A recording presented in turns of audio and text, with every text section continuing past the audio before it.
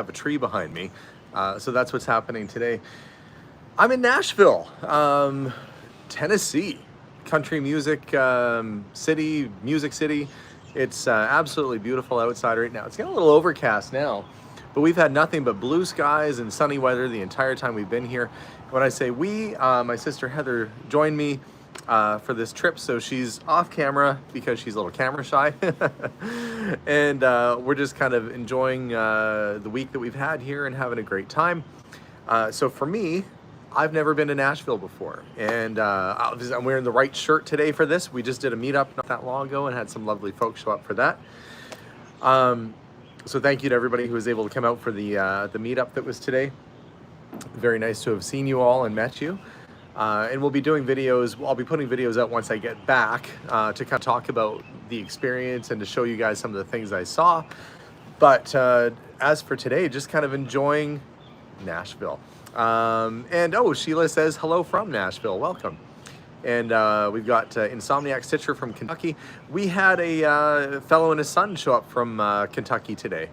And now I feel like I need to just go on a fried chicken-a-thon. There's a couple things that were nicely surprising about Nashville so far. It's very green. It's very lush. Everything's very much alive. I'm looking around me right now. There's birds and squirrels and all sorts of wonderful things happening. And coming from Canada, where it's just spring for us and the leaves are just starting to pop on the trees, to come here, well, it felt like I was basically in the midst of summer, and it's tropical. Absolutely beautiful. And I did go to see the American Pickers store. I did have a chance to go there. I'll try and include some of this stuff on my my Nashville videos that will be coming out. But yeah, tried something absolutely new for the first time. I had never had grits in my entire life. Heather has had them before, never had them before. And part of the reason was I confused grits with chitlins, apparently. So she said, "You've never had grits, you've got to try grits." And I was like, I don't know. It doesn't sound like something I like. So we went to Hattie B's for chicken. Very good chicken, by the way. And they had grits. Turns out it's not chitlins at all, and I'm just silly. It basically tasted like really delicious mashed potatoes. So there we go. I had grits with cheese, and I don't know if there was bacon in it or not. Maybe somebody who's watching has had the Hattie B's grits that they served there. But it tasted, if you've never had it before, and I'm in that category, it tasted like if you ever had a stuffed potato, that it's like mashed and then baked, and it's just very flavorful. It was just very flavorful. It tasted like the filling of a mashed potato. That's probably the worst description of grits ever. But I quite liked it. The way they did it there, I found it quite delicious. So I really liked it. So I'm trying some new things. We went to the Parthenon today. I had no idea that they had a 1-to-1 scale replica of the Parthenon here. Those are things they don't tell you when you're at home in Canada and you're like, hey, what's Nashville all about? And they're like, I don't know, a bunch of cowboy hats. Which I was told that if you see somebody walking by wearing a cowboy hat, they're probably a tourist. That said, I did wear my Western shirt today for the meetup, and yeah, it's surprisingly hard to find. I was looking for a Western shirt, like another sort of Western show shirt here. Not a lot of places selling them around, even on Broadway. There's lots of just regular sort of stuff, but anyway, grits are made from corn. There you go.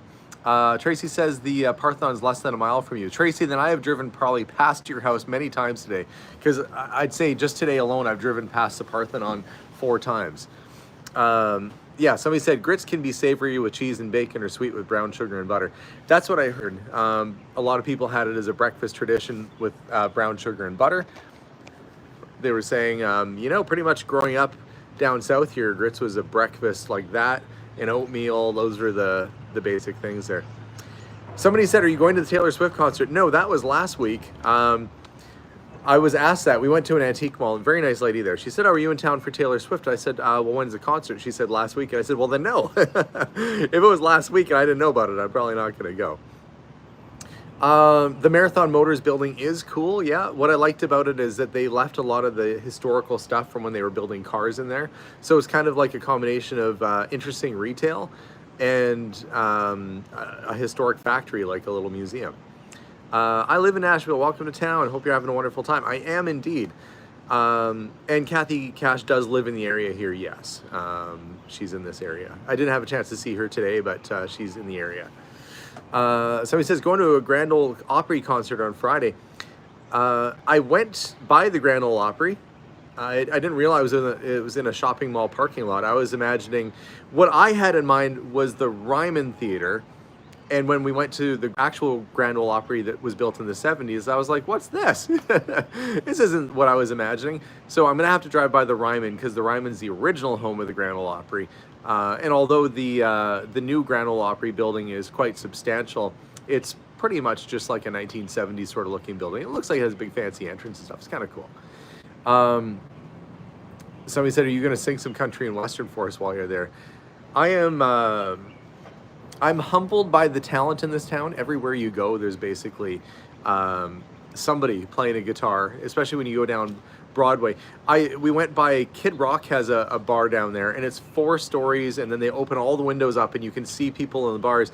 Every floor had a different musician playing on it, and so you can imagine the sound coming out of that, a cacophony of sounds coming out of there, different music playing at different times. And every restaurant on the street has different music playing loud. Heather said to me, why does everybody have their music turned up so loud around here? I said, it's Music City. He said, well, it's noisy. Yeah, it was a little, but I don't think that I have the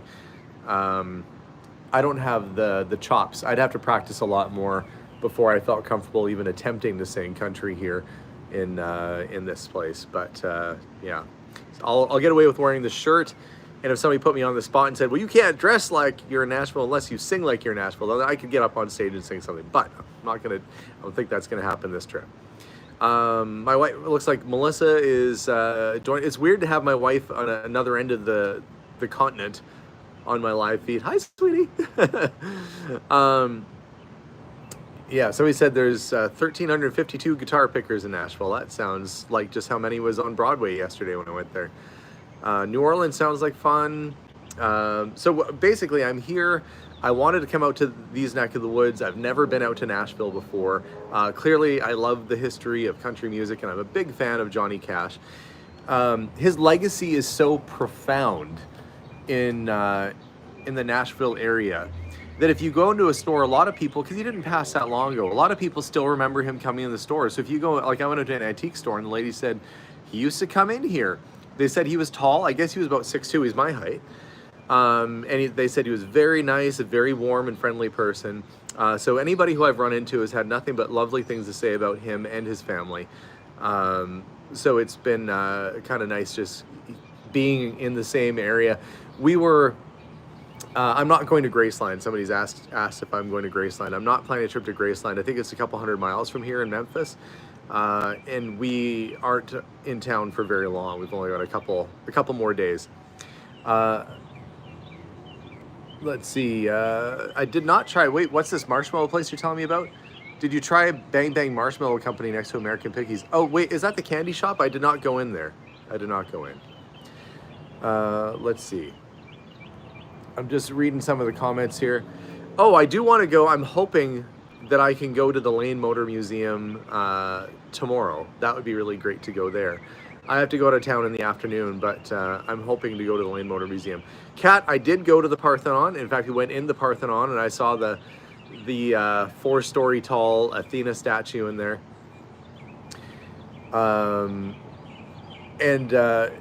Yeah, it kind of made me smile a little bit because there was somebody out front who was protesting that Athena stood for basically stuff that wasn't in the Bible and so forth. But I said to my sister Heather, I don't think you're gonna go into Lutheran and come out, you know, Greek mythology major or switch over, you know. I think it's pretty safe. I just wanted to go see a cool looking building with a big statue in it, and that's what we did. And yeah, the Parthenon was super neat, very interesting. They had a nice art museum inside. So it was pretty cool. Honestly, if you've not been to Nashville, for those of you that are in the Nashville area, it's a lovely town, honestly. Like it seems like it's well kept. Everybody's been very friendly. Really just enjoying it so far. Have not gone to a whole lot of antique stores yet, but we are planning on doing a little bit of adventuring tomorrow. And I think it's called, I wish Heather could hear me. Is it Gudelberg or Gudelton, or I don't know. There's a town that I think is just a little bit north of. Maybe somebody can correct me. Apparently, they have an antique district. And I know I'm probably saying it wrong. It's Gudelton or Goodlettsville. Oh man, this is the problem. I need to hear somebody who actually knows how to say it. Say it. Goodlettsville, Goodlettsville. Anyway, that's where I'm thinking of. I'm thinking maybe we'll stop in there tomorrow on the way out of town and maybe check out their antique district. Hey, and for those who had the recommendations about Hattie B's, I went to Hattie B's. That was really good chicken. And that's where I tried my first ever, what I want to say, not chitlins. My mind is going completely like, what is it? Heather, what did I try? Grits. There we go. My goodness. See, I've only had it once in my life. I've heard about it. In my head, it was like when people would say like, oh, we're going to have grits for supper. I was imagining, I don't know, like, pig knuckle and maybe like some part of an alligator tail. I'm like, I don't know if I'm going to try grits. I didn't realize it was basically like cream of wheat or oatmeal essentially. But it was really good. They served it savory at Hattie B's with bacon and cheese, and it was good. Kazabah says, what level of heat did you try Hattie B's? I had hot, which I actually didn't find hot at all. The next level up, it said, was for experienced patrons only. So I went as high as it was on the menu, and then they had two others. One was like dang hot, and the other one was shut the cluck up. What the cluck? There we go. Yeah, I didn't try that. And I got the tenders, and it was delicious. And Heather liked it so much, she said, we are going back there before we go. So if I don't take Heather back, we're going to have to do that. She's also never been to a White Castle. My American sister has never been to a White Castle. And I said, I've been. It was tiny little hamburgers that weren't that great. If you're a big fan of White Castle, I apologize, but that was my opinion. I'm sure there's lots of people who love it. Otherwise, they wouldn't be on every street corner here in Nashville. So I don't know if we'll go there, but Willie Nelson Museum in the back of a souvenir shop. I'll check that out. Smoky Mountain's the only place I'm going to live. Lots of nice hikes. Sliders that slide right through you, somebody said. See, Vicky said they love White Castle. That's why you're allowed to have different opinions. People like different stuff.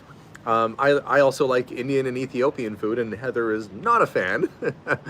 It's a little too, I don't know, a little too outside of her normal box for her. Stephanie Joe says they used to hang out with Willie Nelson. I listen to a podcast sometimes. It's called Smartless. And if you ever listen to it, it's Will Arnett, Sean Hayes, who used to be on Will and Grace, and Jason Bateman, who's been on like everything. And they kind of chat back and forth. But what were they saying? Oh yeah, somebody said that they were interviewing a guest, and the guest said, oh yeah, Willie Nelson sent me a text and said, hey, you got to watch this. And they were all just like, they were like, wait a minute, hold on. Willie Nelson knows how to text? I guess you don't expect it, but yes, Willie Nelson texts apparently. Lana Banaz says, love Jason Bateman. Yeah, he's got very dry humor. They all do. It's a really good podcast. Anyway, it's funny. I like to listen to it. Harold and Kumar loved White Castle. Yes, they did. Leanne says, hi, Alex, and I say hello right back. It was supposed to rain all week that I was here. It's been actually very nice. I am sitting on a little balcony on the second floor of a place that we've rented right in the heart of Nashville. We are just enjoying the heck out of it. Oh, somebody says shrimp and cheddar cheese grits are good. That sounds good. I would do that. Now that I know that grits isn't chopped up alligator tail and squirrel and pig knuckle, I will possibly try grits in other forms and fashions. Cindy of Red Deer. Thanks very much, Cindy. It's funny now as I get to know more and more people who are on our live chats that I've actually been in Cindy's house. Cindy of Red Deer, I've been in her basement. I have to tell you about what happened with Heather and I last night. We were invited out to go to the... What? Wait, don't talk about it? Please don't. Oh, she's saying I can't. Heather got the creeps yesterday. She got scared. I was with Heather and she got scared. And she got scared in a church. So let me tell you about what happened. I got a call, and I did a video here, so you guys are going to come along on this adventure if you choose to. But this is sort of the preamble to a video which will come out probably in about a week or two. One of our viewers wrote me and said, hey, I'm in Nashville. I maybe have an old comic book and maybe some things you might want to look at that I might sell. I happen to have a little gallery space downtown. Oh, hey, Kathy. Everyone was asking where you were. So this fellow says, he runs one of the galleries in Nashville, and he also is an artist himself and has a gallery space. He says it's in a church downtown. So if you're in Nashville and Kathy's on, she's from here, right downtown on 5th and, is it Church? Or 5th and Broadway? Anyway, it's right down there. There's the 1851, was it Lutheran? I can't remember now. My mind is gone blank. Anyway, it's this giant church. It was there during the Civil War. It was started in 1849, and it is, Presbyterian maybe. And it's Egyptian themed. Presbyterian, thank you. The 1851 Presbyterian Church. And he said, I can give you a tour while we're here, because he had keys, he had access to it. So the church is Egyptian theme, which is kind of cool. Mid-1800s, Egypt was kind of in, so they made this whole church, thank you, 5th and Church. So we go inside and we look at it. If you've never been inside, it looks like an Egyptian temple inside. It's actually kind of neat. But he says, yeah, so I'll give you the tour, and we walk around and it's all nice and clean and stuff. He says, but the studio spaces are upstairs. So we go sort of up this back winding staircase, and all of a sudden, this space, you're transported back to an 1850s building that has really not been renovated. You know, people have removed sections of floor, the walls are dirty, you could see that it was probably really nice at one point, but they've been just throwing sort of junk around there. And they give people like quite large rooms they have all through there that they use for studio space. So Heather's a little uneasy because the lights are kind of flickering, and things aren't really well kept, and there's weird art, and there's like mannequin torsos in the corner with shadows cast on the wall. So it's setting all the vibe of some horrible horror movie. And then of course there's the boiler room, thumping away, and the lights are flickering, and it looks like, something scary is going to happen. And I have been in buildings like this a lot. Doesn't bother me at all. I don't get freaked out by much. And so I'm just like, oh, cool, it's an old building. Look at this old trim. Look at these old windows. Anyway, you'll hear my comments in the video when we do the tour, because we got to do the backstage tour there. But then he's again, this little door here goes up to the roof, but that's where that goes. And I'm like, whoa, you're not asking any questions about this little door. There's this little tiny door kind of at the end of this hallway. And there are, and I'm not making this up, there are fingernail scratch marks on the inside that actually have, like, somebody was stuck in that room at some point and scratched a hole through the door at eye level. Somebody who was tall scratched an eye level hole through the door. And Heather saw that. She took one look at it and she made a Scooby-Doo beeline out of there. Like when her feet are like spinning, yikes! She left a dust trail behind her. And she took off. She left me there.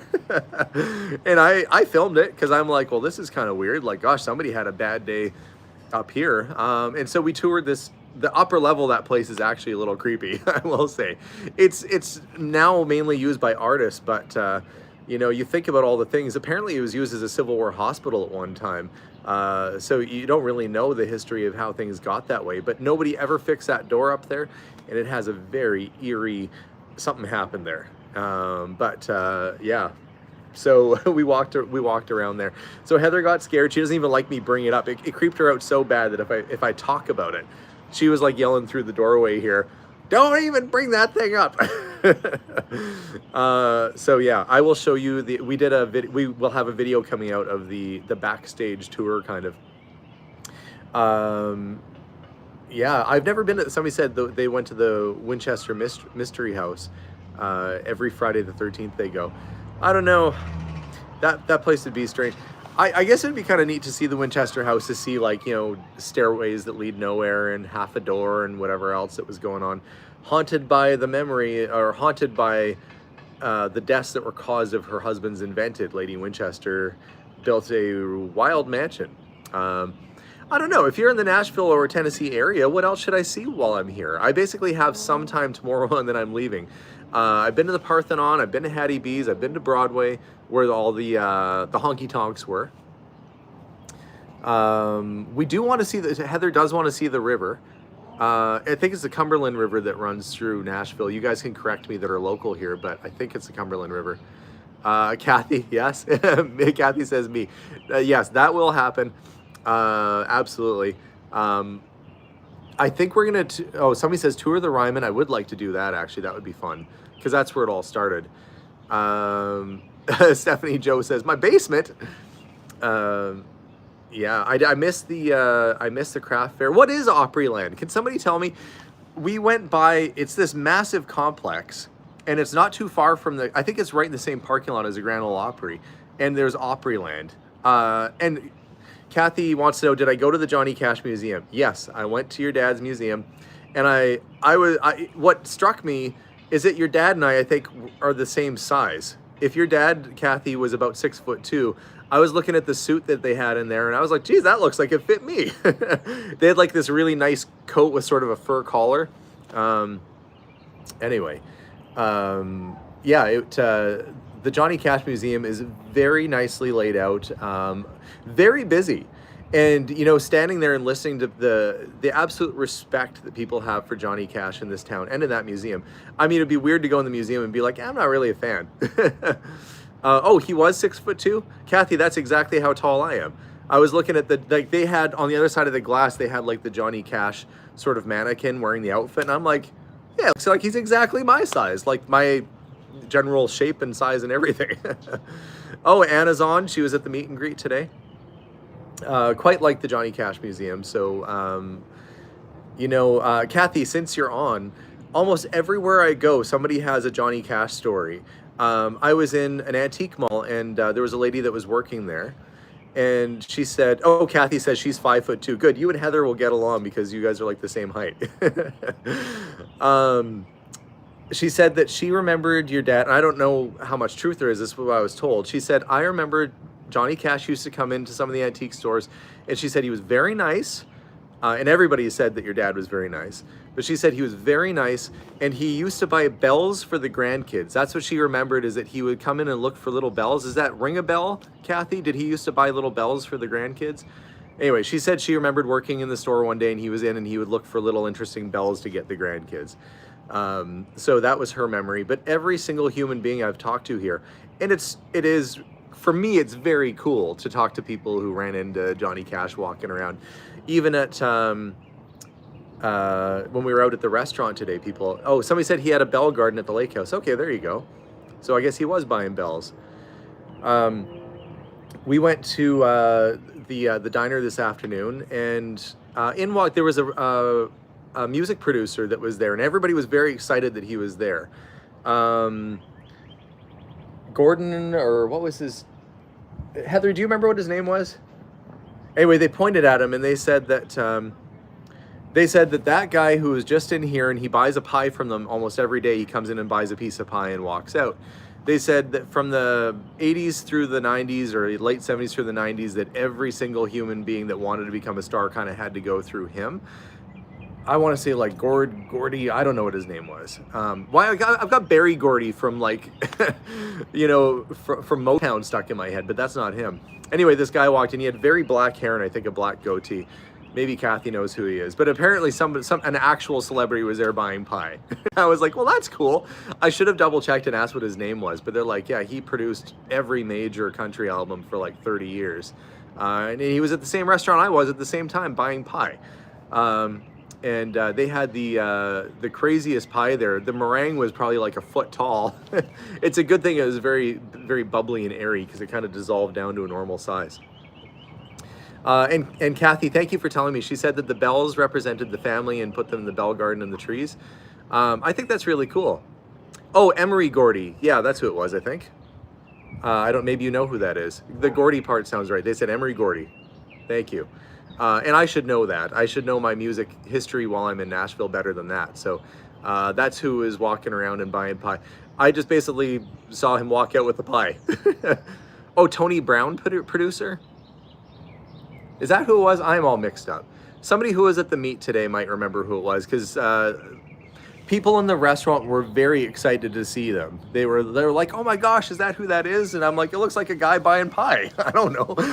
But yeah, very, very interesting. Oh, Kathy says very famous producer.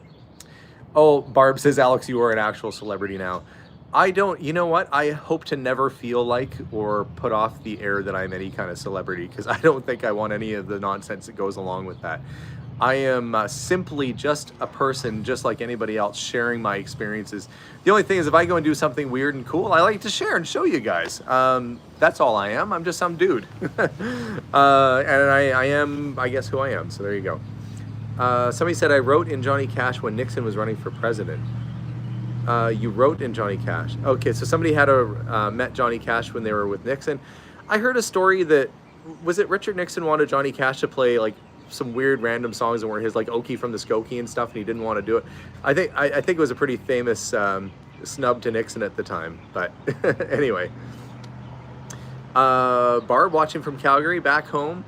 Yeah, there was a good diner to go to if you're. Gosh, I am having the worst memory problems today. I'm trying to remember the name of the soda shop we went to, but it was great. Oh yeah, he refused to do it. Was it Okie from the Skokie he refused to do? My memory might be off right now. Oh, and Kathy, I was listening to your son's music last night. Gosh, he's good. He sounds very similar to your dad. Kathy's son is also a musician, and I think he kind of fell into music a little later in life. But his voice sounds very much like oh, Elliston Place Soda Shop. Thank you. Kathy's son's voice sounds very much like a mature Johnny Cash voice, which honestly is my favorite Johnny Cash voice. Those America recordings, all that stuff, those were just such great earthy songs. I loved them. Anyway, Kathy, your son's very talented. You must be very proud. Yes, check out Thomas Gabriel. And I saw that he played Folsom Prison to honor his dad, and he said it was a pretty great experience. So it's great for him to do it. Such a talented family and such a talented legacy you guys have. You must be very proud, Kathy. And artsy folks, and another son who's a movie producer. And you know, I guess when you're in that sort of business, you kind of are drawn into it. My dad was a musician and a producer and did things, but not at the same level that it's hard to break through. But you know, when you're kind of exposed to that, it just seems normal to be around. Yes, he did to honor his dad, and she's very proud. Yes, of course. Absolutely. Yeah, it is just an absolutely lovely town. We've enjoyed every single minute that we've been here so far, and the weather is phenomenal. I liked for me, this weather that you guys are having in Nashville right now is absolutely perfect. Somebody said, did I buy this shirt, get a house cleaning, or did I buy it new? Actually, this is one I bought new. I found one that I really liked in a house cleaning, but it was too big for me. It was an extra large. I wear a large, and it didn't fit. But I was trying to find like an old a nudies shirt. So if you saw, actually the picture I put up for this video is not a nude bar. I said to my wife, when you see me post this picture, I'm not at a bad place. Nudies was his name. Nudie Con, and he was a famous outfitter. I imagine, Kathy, your dad must have had some nudie outfits too. I would love at some point to find like an authentic original nudie shirt somewhere that's in my size. Someday. I looked all around and couldn't find one. But let's see. Just read if you can go to Manuel's studio, if it's still there. He worked with nudie. Oh, that's cool. Oh, he did a couple for him. Kathy, your dad had some good taste. I liked pretty much every bit of clothing they had in the museum there. I could have happily gone shopping and found a bunch of stuff that was pretty cool. He had good taste, especially his stuff. Nudie is just how it's spelled.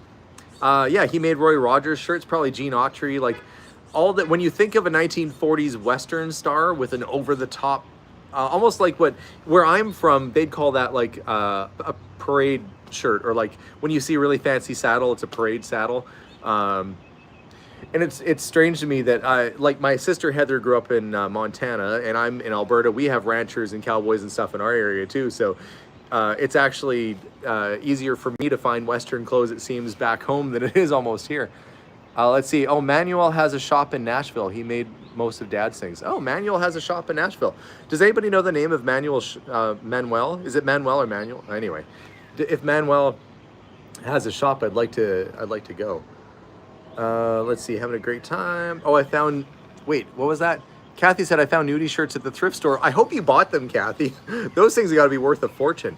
I went and looked at, is it H-Bar C that also makes vintage style clothes? They're like $250 for a Western shirt. Oh, is now in Berry Hill, moved from downtown a couple years ago. Okay, now I feel like I gotta track it down.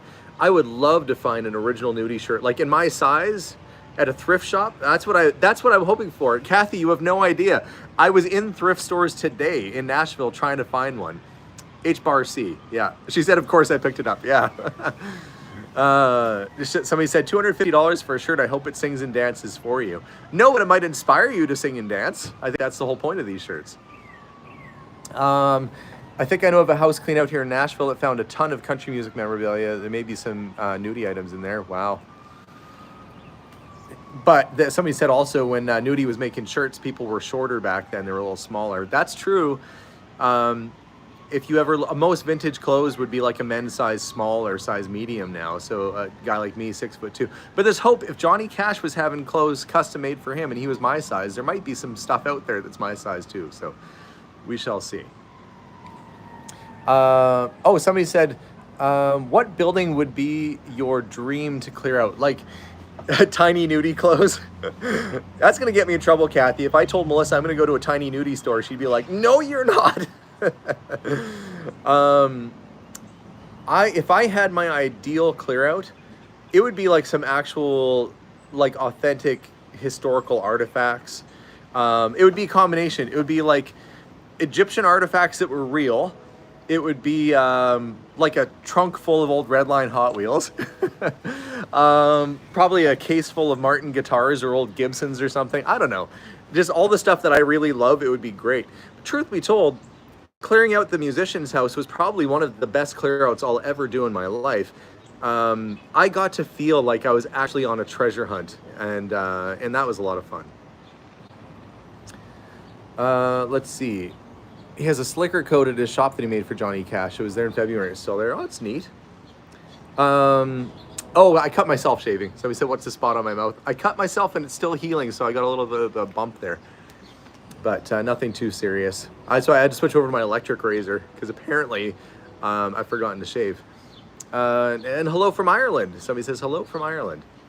Ideal would be Dan Aykroyd's house. There'd be a lot of crystal skulls in Dan Aykroyd's house, I think.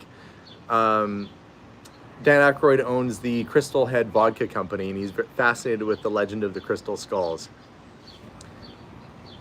Hey, from Ireland too. Oh, Kathy, people are wondering how you found this channel.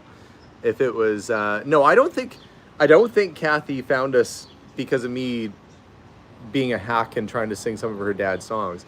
I actually had no idea that Kathy was even watching this channel, nor did I believe it when somebody told me that she watched this channel. I was like, Kathy Cash has got better things to do than watch me on YouTube. And she was on the live feed, as she is now, saying, no, I'm here right now. And I was just floored and flabbergasted.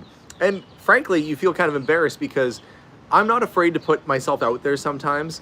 But singing a Johnny Cash song, I did it because I really like his music. And I certainly wasn't doing it expecting that his daughter would ever listen to it. That is a mind trip like you have no idea. It's humbling. I said to Heather on the way here, like, I feel like very humbled to be in Nashville because there's so much talent and so many wonderful people here, great talented musicians. And I only picked up the guitar later in life and started singing later, like within the last few years, that I don't feel that I'm at anywhere near the same level that any of these people are. And so to even, Kathy said, I didn't even know Alex was a dad fan. Yes.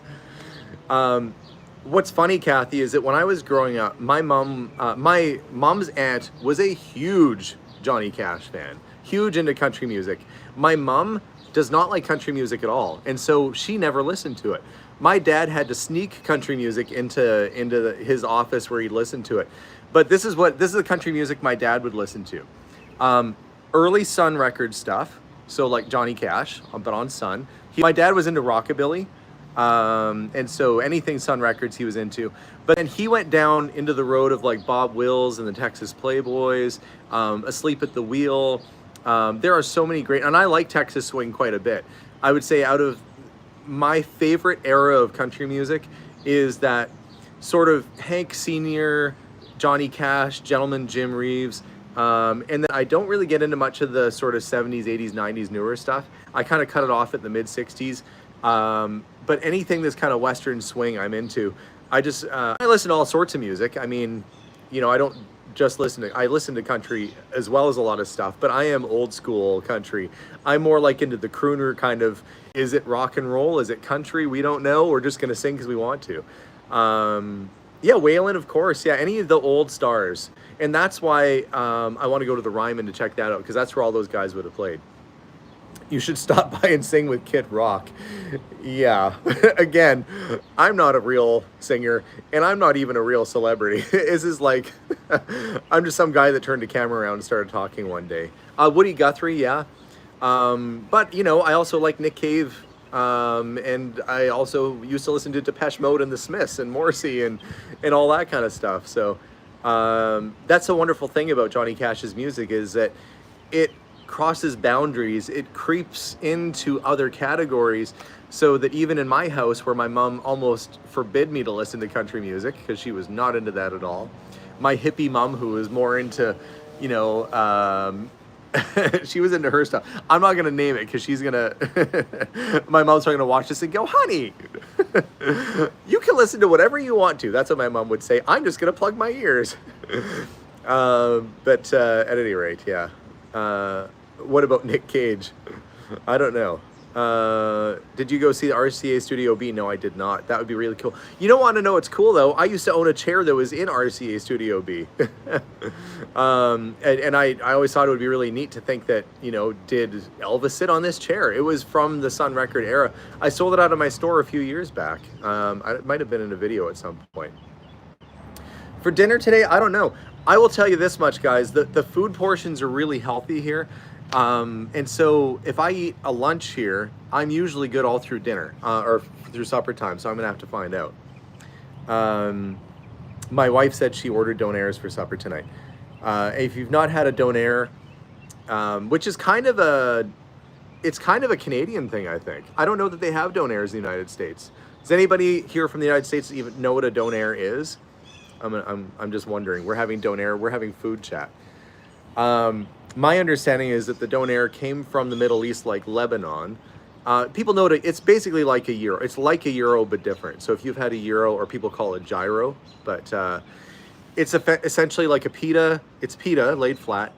They have spiced shaved meat that's on a skewer, and they shave it and they put it down. There's lettuce, tomatoes, onions. There's like a sweet sauce, or you can get tzatziki. And then they roll it up into like a little pita wrap kind of thing. It's really good. In fact, it's my children's favorite meal is donairs. It's just it's kind of like naan, Kathy. Like it's a flat pita, but it's a Middle Eastern food that kind of they morphed and changed it a little bit. It's extremely popular in Canada for some reason. You want to know, like, you see donair shops in Canada. This might surprise you if you've not been to Canada. Donair shops are as common, I'd say, as pizza joints. In fact, a lot of times there are donair shops and pizza joints in the same place. They do the same stuff, but they are like as common as a burger stand or anything else where I am. And it started in the east coast of Canada when they had a lot of immigrants come from, I think, Lebanon and Beirut and that area. Anyway, it's different. It's good. And it is, I think it's pretty healthy for you. It's just shaved meat with lettuce, tomatoes, onions, and a pita, and I don't think it's too heavy. Kathy says, I haven't been in Canada in 25 years or more. What were you doing in Canada, Kathy? Was it, were you with your dad? Was it like a tour thing, or? I'm curious to know what part of Canada Kathy had been to. A lot of times people have only been to Toronto, which is just a really big cement kind of city with a big waterfall not too far. Niagara Falls, of course. But really Canada is very vast. Oh, she said touring with dad. Gosh, I can't wait to chat with you, Kathy, to ask you all these great questions. Here's something that's different between Nashville and where I live. What I find with Nashville is that you don't have a vista more than probably like 40 feet in any direction, at least what I've seen so far. There's a lot of trees and a lot of sort of valleys, and the roads are down low, and so you're not up high to see a vista. I haven't seen that yet driving around town. And I'm kind of used to when I'm on the highway, it is the highest thing on the ground. And so you can look out for miles. You can see the town you're going to an hour before you get there. You can watch your dog run away for 3 days because I'm in the prairies. So you guys have more rolling hills and stuff here. And it is very, I will say it is very pretty and very lush. The humidity reminds me of Hawaii a little bit. Yeah. And yes, I'm going to meet up with Kathy tomorrow, and Kathy's been gracious enough to invite me out to her place, and we're going to do a little interview with her, and I think with her husband, who's also a musician. Kathy, I think your husband writes scores for movies too, right? Like he does scores, which my dad did a little bit of that. I feel like there's some similarities there. Anyway, my dad would have been very pleased if he would have had a chance to come out and meet Kathy and see Nashville. The whole time I was here with Heather, you know, you're driving around. we were driving down Broadway. Oh, Kathy says he's had a couple songs in film. Yeah, creative bunch you guys are, Kathy. I love it. But we were like driving down the street, and I'm like, I wonder if like Dolly Parton stood on this corner, or if like, you know, Johnny Cash crossed that street, or Waylon Jennings was here. You know, all these people who you know, seem mythical. You know, you forget that it's just normal people who are doing their thing. Oh, your husband worked with John Prine. That's really cool.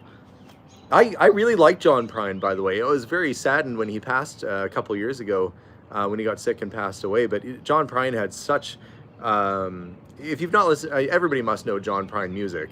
But he went through a serious bout with cancer, and it completely had to reshape his face. He gets through that, and he's still putting out music and still performing. And then he gets ill and passes away. He seems like a very well-respected fellow in the community. And yeah, how cool is that your husband worked with John Prine? Very down-to-earth sort of guy. A lot of people saying they love John Prine. You might make it to Lebanon for vintage and antiques. Yeah, that's the town I was trying to think of. Goodletonburg or whatever it's called. That's not too far from here. I will learn my Nashville words, my town names. Incidentally, if you've not been here, it's fun just to drive down the road and see names like Chattanooga on a sign. And I kept thinking, pardon me, boys, is that the Chattanooga choo-choo the whole time? And Heather's just like, this guy's an idiot. She puts up with me. I'm grateful for it. I'm just so happy to be everywhere I am, honestly. Let's see. Oh, enjoyed meeting with Alex. Oh, well, it was nice to meet you guys too. We had some lovely folks show up today and had a chance to meet up. And we see lots of hearts for John Prine in here today too. As a Tennessean, I could be a weather person for May to September, not humid with a chance of storms. Hot, humid, and a chance of storms. Okay, there you go.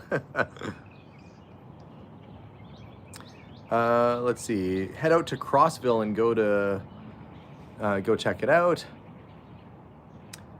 Can't wait to see Kathy and Alex together. Yeah, I don't know. I've been thinking very carefully about what sort of visit I want to have. Kathy, I just want us to have a nice chat and talk about fun stuff and things that you love and good memories and good times and have a fun chat. So I'm looking forward to it. We'll keep it light and breezy. And honestly, I'm kind of glad. I've not met Kathy yet. So tomorrow will be my first time meeting Kathy. And I think it'll just be a nice visit. I'm looking forward to the trip. I'm looking forward to kind of finding if there's little shops along the way that might be fun to stop at. So it'll be good. Deb Brown says she slept at the Chattanooga Choo Choo Hotel. Does their card say thanks for choo choo choosing us? Mine would. Jonesboro is a beautiful, beautiful little town. You know, the one thing I would have liked to have visited some historic Civil War battlefield sites. I mean, my family, I guess they were here during the Civil War. They came over early 1800s, so they were probably here, but I have a feeling that my great-great-grandfather was probably a loyalist. And I look at the timing of when he passed away, which was kind of during the Civil War, and the fact that his, I don't know, I mean, the Civil War was long enough after the Revolution that I don't know if there'd be hard feelings still, but on his headstone it said, "Proud English Citizen." And I'm thinking, yeah, pretty fun thing to put on your headstone right at the height of the Civil War. But yeah, that's the thing. Oh, Franklin, Tennessee, or the Hermitage. I heard Franklin's not very far from Nashville. And one of the folks we met with said that they had a way to get out there. I wouldn't mind. We'll see. Our time is limited, but I'm just trying to make the best of it. Incidentally, where I'm staying, we went for a little drive the other day, and we drove past a house, and the guy has built himself his own McDonald's attached to the front of his house. That's cool and different. He built a McDonald's attached to the front of his house. I wonder what the neighbors think about that. I always worry about what my neighbors think when I'm pulling old cars home all the time, but we haven't gone and built a McDonald's on the front. And I wonder how many people have actually stopped there thinking it was a McDonald's and trying to eat food, but it's just his living room. Interesting anyway. I took a little picture of it, which I'll put in one of our videos. Franklin is a beautiful town. Yeah, the antique shops here, it's funny. They're not as much. I thought there'd be like Civil War swords all over the place. Not so much, but there is somebody who obviously must be digging battlefields, because we went to this one antique shop and they had just like buckets full of Civil War bullets, and they weren't all that expensive. Somebody said Mad Max. Oh, Kathy said Mad Max. There's a fort near the Science Museum. Is there? Actually, maybe I'll ask some locals there. One thing Heather really wants to do, and I want to do something that Heather wants to do, and all she wants to do is find a beautiful park with the river running through it. So if anybody has a recommendation that's around Nashville, close by, where you can go to the Cumberland River and have a nice little walk in a park, maybe a picnic, like I'll go pick up some food and we can go hang out there for a little bit. I got to treat my sister right. So if you got any recommendations of places we should go, a nice sort of park, family atmosphere. Somebody says Shelby Park. We'll see if there's any other Shelby Park people have said twice now. Deb said, my ex dragged me to every Civil War battlefield in Maryland, Virginia, Tennessee, North Carolina. Yeah, I think actually Matthew Fox, who's one of our regulars on here, who is a firefighter. If you guys, Matthew's on right now. Matthew does Civil War reenactment, if I believe. But wait, are you what color is your outfit? Is it blue or gray, Matthew? I don't know if that's going to fly with our Nashville crowd here. He's in New York. And Matthew doesn't get enough credit. He's on here all the time. He's moderating. This is how surreal this is, and I want you guys to know. We're having a chat. I am just some guy. I'm in Nashville visiting. We have Kathy Cash on. Johnny Cash's, are you second oldest daughter, I think, on with us. And we have Matthew Fox, who was one of the firefighters at Ground Zero during 9/11, and I am honored that you guys even bother to take your time to be with us, and to spend your time with us. And Matthew, I have so much respect for you and in what you've been through and how you've been able to heal and move forward. But I am humbled every day by the fact that I get to do this for a living. I hope that never fades or changes, and nothing changes in that sense. I guess this is probably a good time to give you guys a little bit of an announcement. So I'm still doing YouTube. I'm going to start there. That I haven't announced anything because I've been going back and forth with a production company. Here I've waited 48 minutes to get into what's probably a very life-changing event for me. So for the last 5 years or so, we've had production companies kind of knocking on our door. But, you know, over the years, they've asked things of me that I didn't feel fit my personality. One production company wanted me to do a show, and they wanted me to get into confrontations with people, you know, to talk trash. And they gave me lines to read, like they would say like, okay, we need you to read this line, and I'd be like, I'd look at it and it would say something like, you know, you're trash, you're no good, I'm gonna beat you, I'm gonna find better stuff than you, or whatever it was. And I said, guys, I can't read this. I said, that's not me. I said, I'm the opposite of that. Like if I was there in that scenario and I was competing with somebody, quote unquote, like if you let me and some other person loose in a situation where we're buying stuff, I would be really encouraging of them to find cool things, and I would be, I would have fun with them. There's no way that I would do that. So I said, I said that no, I don't want to do that. And so I've been turning down production companies for doing a show for the last 5 years or so, where I wasn't even answering emails that were coming through. And what happened was we get called all the time to do these things, and I always say, like, no, I'm not really interested. But this last time around, they said, well, let's see if we can pitch it. And I said, well, if we're going to do that, I need to know a couple things, that I can be myself, that I can still have the same people that I work with, and I don't want to have to travel a lot, because I don't want to be away from my family. My wife and kids truly do mean the world to me, and I don't want to be away from them. And so we eventually found a production company, or they found me, and they were willing to work with me. And so it looks like we might be filming a TV show, doing at least a pilot series. Actually, it's not a pilot. We got greenlit. I can't tell you where it's gonna be yet. It's not a regular network kind of show. It's gonna be on a streaming service. But the people that run the streaming service seem like very nice people. And I didn't want to announce anything up until this, because everything was set. Like, the show is greenlit. They're like, yes, it's gonna happen. But we had to figure out some details. Like, I want to do it near my house so I can be home at night. If my kids want to be involved, I want them to be there. I still need to be me, and I still have to have my family and friends around me. So it is a major streaming service. You can probably guess there's only a couple major streaming services. It's not one of the small ones. It's a big one. Oh, thanks, Kathy. And so, Kathy, I'll tell you what it's all about tomorrow. But no, Janie, the reason why I went with this is because they don't want to change me. I get to do, I mean, they'll be editing it, and I'm sure they'll have their take or spin on it, but I'm still just going to be me. But no, the one thing is, and I want you guys to know that what part of the negotiations was, the first round, it said, you know, you can't do YouTube. And I said, that's not going to work. I said, I still need to be able to do YouTube. So now, basically, I'm still going to be able to do YouTube. They're seeing that as a separate thing. And we're going to have this show that's streaming, and they think it's going to have legs and possibly go for a few. Well, I don't know. We'll see what happens with it. So this is me. This summer is the summer of changes for me. Changes, or I'd say just different things happening. Life experiences are happening. And so I think August we start filming.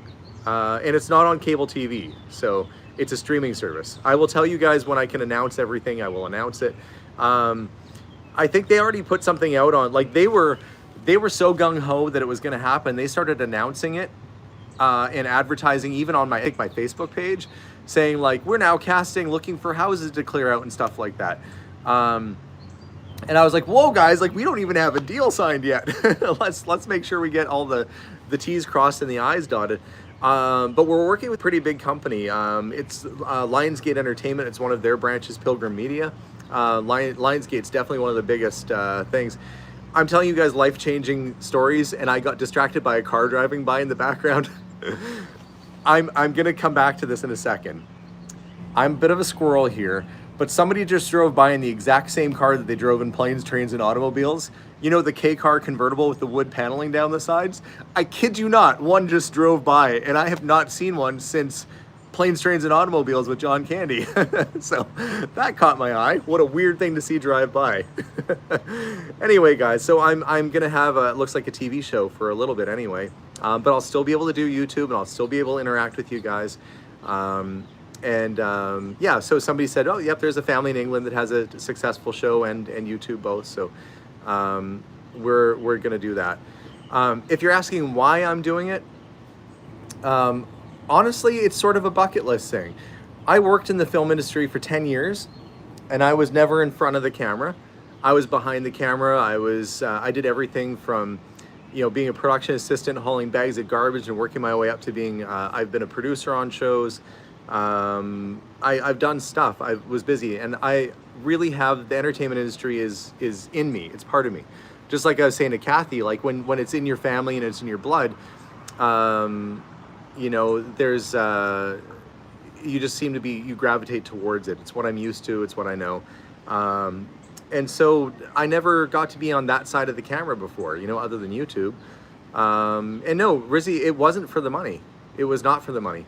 I mean, they do have to pay me, but it's basically just something fun that I wanted to do. So when I'm older and I can say I did something. So why not try something? You know, you have sometimes doors open for you every so often, and occasionally you got to step through it to see where your life is going to go.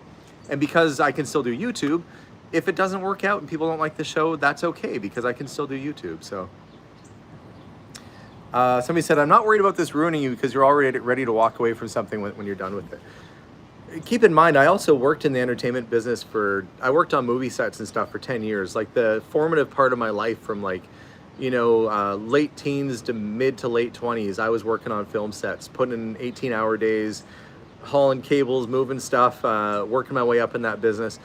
And so you kind of just become a professional in that business, and you try not to get too starstruck, and you try just to keep your head on straight and just stay focused. And honestly, that's all it is.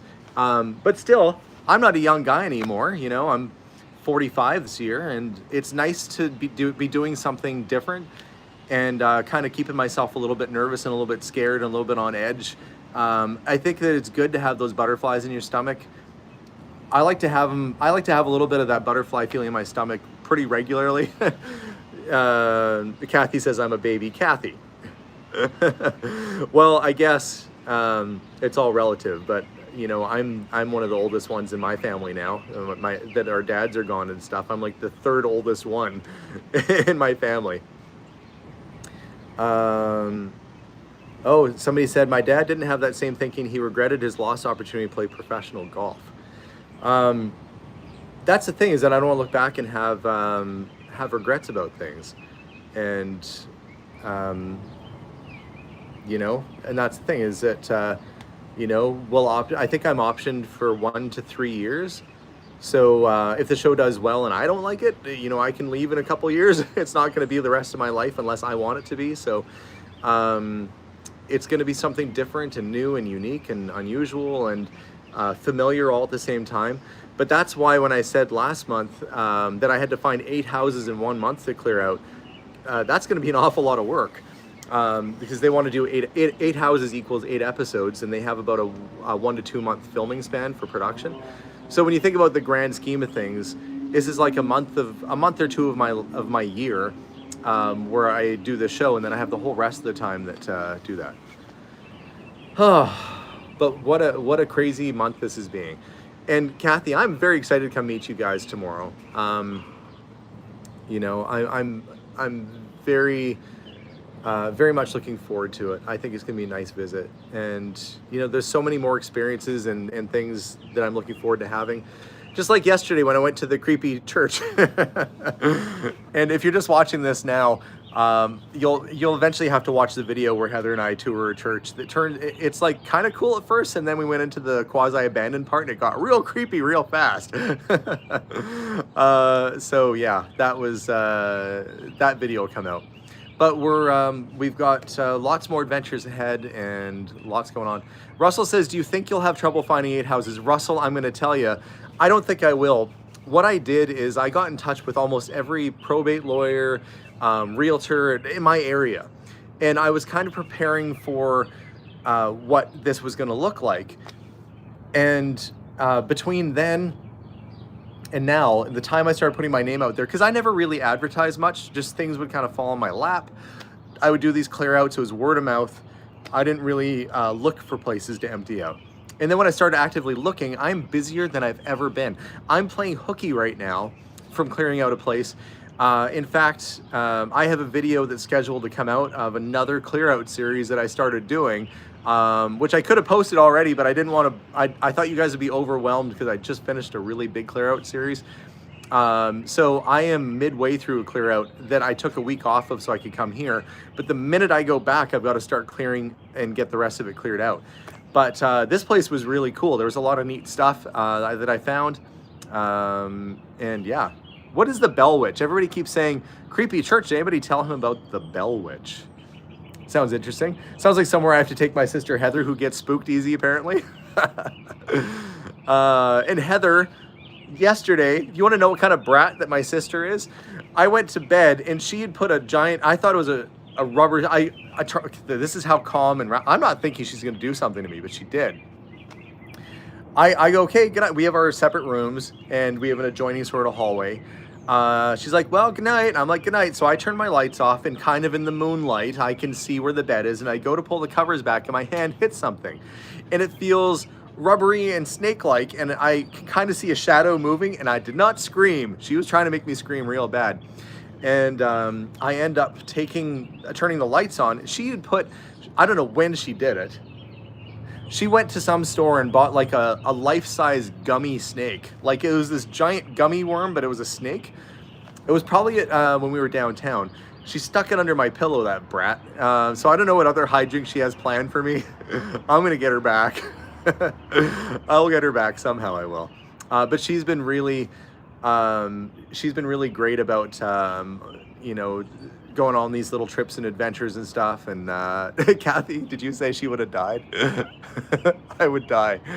Yeah, no, see, I'm not, Heather says, how come you're not afraid of snakes? I'm like, I don't know, because the snakes we have in Canada are they just eat bugs. We have garter snakes. They're like tame, you could hold it in your hand, you set it down, it goes in the grass and it eats like flies or whatever they do.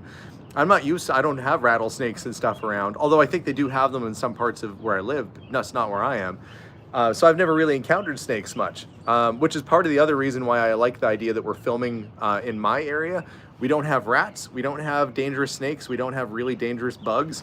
It's pretty safe to go digging around, which is why when you see me digging through boxes with my bare hands, generally I'm okay. I've been bit a couple times, but nothing too bad. I brought it from Colorado. Oh, you brought it from Colorado? Yeah, I planned this.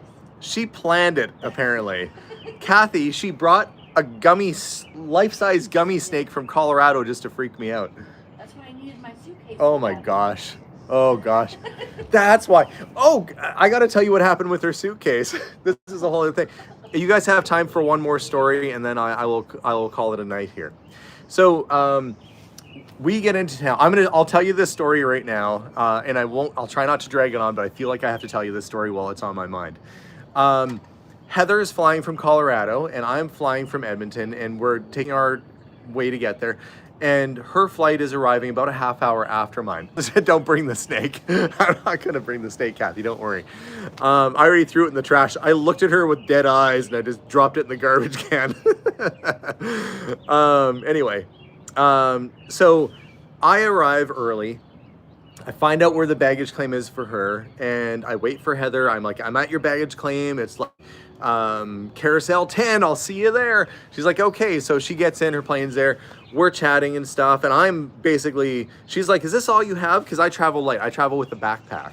All I need, I am low maintenance. All I need is like toothpaste, toothbrush, some hair stuff, some basic things. I'm good to go. You know, change of clothes, some socks, whatever. I'm good. A backpack is fine by me. I don't like waiting at the carousel for the baggage. I just want to be gone and on my way. So Heather comes down. I'm like, oh, do you have a bag? She's like, yeah, I got one. I'm like, oh yeah. I'm like, well, not me. I don't trust these guys. They always lose a bag or something gets damaged. And I'm like, I don't trust that airports have figured out how to be an airport yet since COVID. So I'm like, no, I'm going to carry a backpack with me. And so I'm saying this, right? And she's like, well, I've never had a problem and it's all fine. And she used to work at an airport for a while. And I'm like, that's all good. So we're standing there, we're chatting, the carousel goes around. And then the worst thing that can happen when you're waiting for your bag to come around happen, people grab their bags and left, and then they closed the door and turned off the carousel. And there's us and maybe like 3-4 other people who are there. We're like, what? Where's our luggage? So we go into the lineup place. There's a she was flying United. I don't think it's I don't think I'm trash talking them if it's just legitimately what happened. Anyway, so we go to the little United check-in stand where you go if your bag is lost. And it's not apologetic. It's just like, here's your paper. Have a nice day. Someone will be in touch. And she's like, well, what do I do? So we had to go and we found a Walmart that was open late and Heather had to buy herself like, you know, toothpaste and an extra shirt and stuff like that.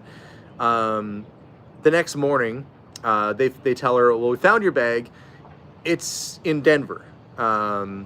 Or no, that was that night. Sorry, Heather corrected me. That night they let her know that the bag was still in Denver, had never been put on a plane, but they'll get it on a plane, and don't worry, we're gonna bring it out to you. We'll deliver it to where you're staying tomorrow. You'll be fine. So we're like, okay, that's all good. Heather's looking on the app to see where her bag is, and it says it's still in Denver, and then she gets one saying it's out for delivery. So she's like, well, I don't know what's happening. I'm gonna call. The guy she gets it's like an off-site call center. He doesn't know what's happening. He's just like, oh yeah, it's out for delivery. She's like, but when's it gonna be there? And then he's like, well, actually, we don't know where your bag is. We're still looking. And so their app and the guy and nobody knew where her bag was. So Heather, United has no idea where her bag is. She's getting, her app is telling her it's out for delivery. The people at the airport are saying it's still in Denver or lost. They're looking for it. Nobody knows what's going on. So I say, you know what? We're right by the airport. We were literally driving down the Pike or turn off, whatever it was, and it said airport. I said, let's go to the airport. We turned off. I pulled kind of a bonehead turn, but we got off. Went to the airport. Heather, I drop Heather off. She goes down to the thing. She called me. She's like, I got my bag. It's here. And I'm like, oh, okay. So I turn around. I go back and pick her up. I'm like, what happened? She's like, it was sitting there. So I just grabbed it, and the guy's like, hey, where are you going with the bag? She's like, I'm going home. And she just dragged it out of there. They didn't even stop her or do paperwork or anything. And I said, could you imagine if that wasn't your bag? But it was her bag. And all throughout the day today, she's been getting apps saying either we're still looking for your bag or it's out being delivered. And she's like, these guys have no idea what's going on. So that was almost our entire first day, was us trying to figure out what happened to Heather's bag. Another reason why I will travel light or with a backpack whenever I can. Yeah.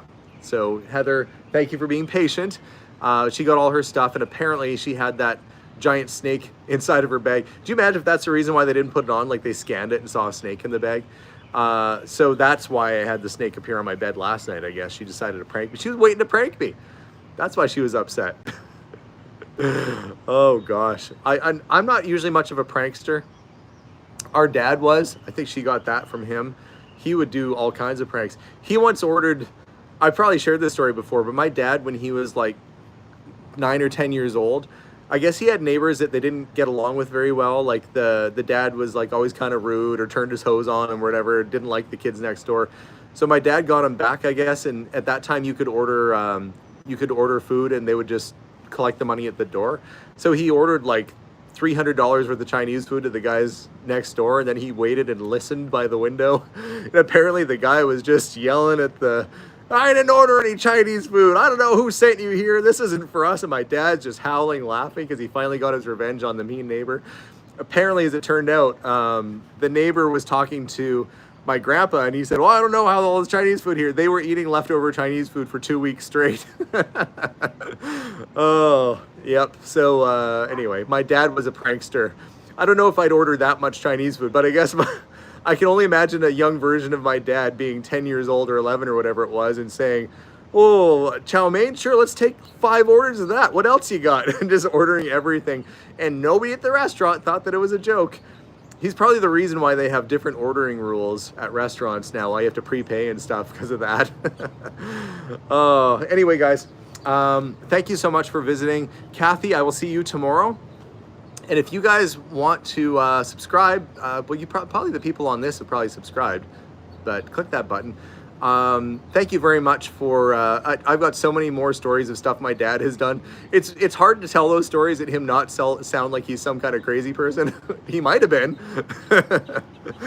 Anyway, guys, have a wonderful night. So you guys got the scoop on this. I buried it 48 minutes in that we're gonna have a TV show. Oh, Heather's got another snake. She just showed me she brought a backup snake. That's great. So don't worry. Kathy, I will not bring it. Oh, I see. Heather just locked me out. I'm gonna have to. She threw a snake out at me and closed the door, guys. This is what I'm dealing with. The joy is I never knew what it'd be like to have an older sister. Now I know. Now I know. Have a wonderful night, guys. We'll see you all soon. And Nashville, Tennessee, thank you very much for having my sister and I as your guests the last week. And we're gonna do a little more exploring tonight. I might go to a honky tonk tonight. Might get myself a brew and go to a honky tonk. We'll see if I can convince Heather. But you guys have a wonderful night. We'll see you all soon. And as always, bye for now. Bye, guys.